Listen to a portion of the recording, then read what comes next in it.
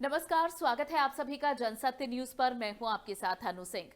भारत के साथ डिसएंगेजमेंट पर सहमति के बावजूद मक्कार चीन की नजरें अब भी भारतीय इलाकों पर गड़ी हुई हैं।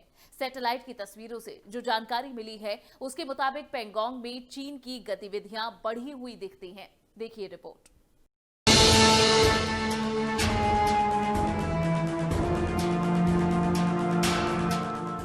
लाइन ऑफ एक्चुअल कंट्रोल यानी एलएसी पर चीन की एक और चाल का खुलासा हुआ है।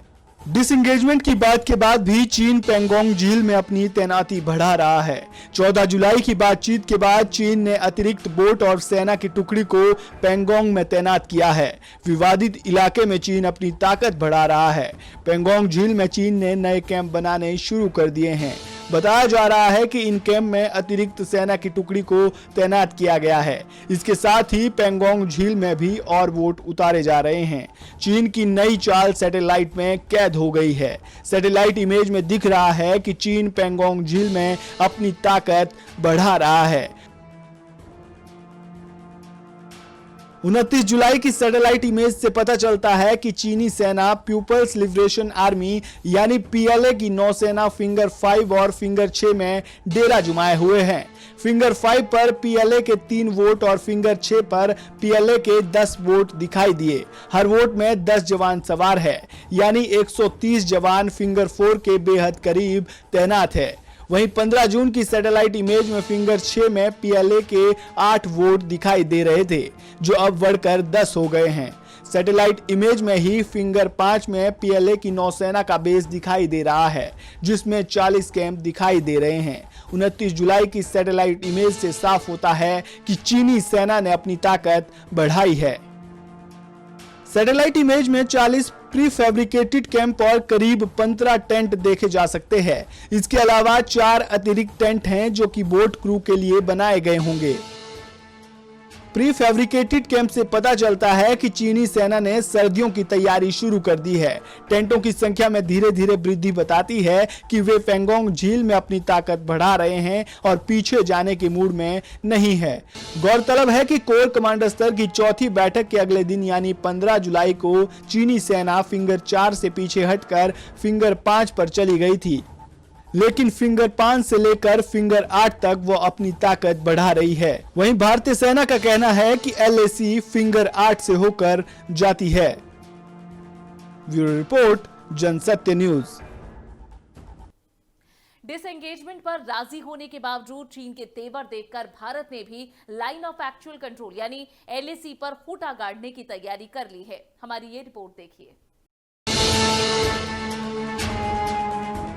सर्दियां आने वाली है और तब लद्दाख सेक्टर की 1597 किलोमीटर लंबी एलएसी पर सैनिकों की तैनाती दोनों देशों के लिए बेहद मुश्किल हो जाएगी। मगर भारत ने कमर कस ली है ताकि अगले साल अप्रैल 2020 जैसी हरकत दोबारा ना हो सके। इसके लिए लद्दाख में तैनात जवानों को सियाचिन में तैनात जवानों जैसे अत्याधुनिक उपकरण दिए जाएंगे। लद्दाख सेक्टर में भारत ने चीन के बराबर ही जवानों की तैनाती और जरूरी इंफ्रास्ट्रक्चर खड़ा कर दिया है। बातचीत के बाद चीनी सेना patrolling point 14 Galwan, 15-16 hot spring, patrolling point 17 ए गोगरा से हटी है, मगर पैंगोंग सो से पीछे हटने को तैयार नहीं। मिलिट्री कमांडर्स ने तय किया है कि एलएसी पर खास इलाकों में जवान तैनात किए जाएंगे ताकि अगले साल चीन की घुसपैठ को रोका जा सके। गौरतलब है कि इस साल सर्दियों के बाद ही चीनी सेना ने एलएसी पर कई पॉइंट से घुसपैठ की कोशिश की थी। सियाचिन में भारतीय सेना पहले से ही बेहद एडवांस टेंट्स और कपड़ों का यूज करती है। फिलहाल वहां जो भी igloo semi hemispherical domes, down parka, snow goggles, boots और ग्लव्स इस्तेमाल हो रहे हैं, सेना उन्हें लोकल मैन्युफैक्चरर से खरीदती है। सेना ने अमेरिका, रूस और यूरोप के दूतावासों में तैनात अपने डिफेंस एक्सपर्ट से कहा है कि गर्म कपड़ों और स्नो टेंट मैन्युफैक्चर की पहचान करें ताकि इमरजेंसी में खरीद की जा सके।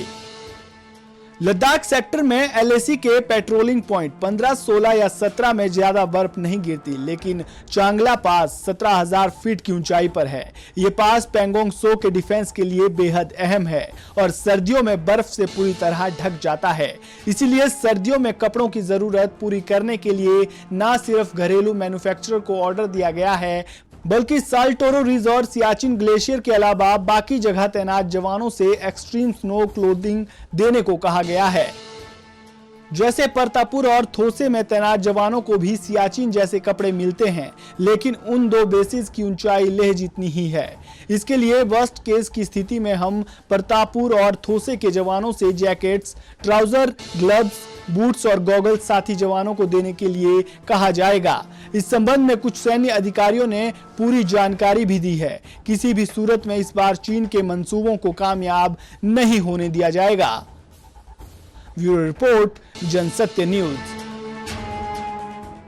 इस खास पेशकश में इतना ही। ये वीडियो आपको पसंद आया हो तो इसे लाइक और शेयर जरूर करें। चैनल को सब्सक्राइब करना ना भूलें। नमस्कार।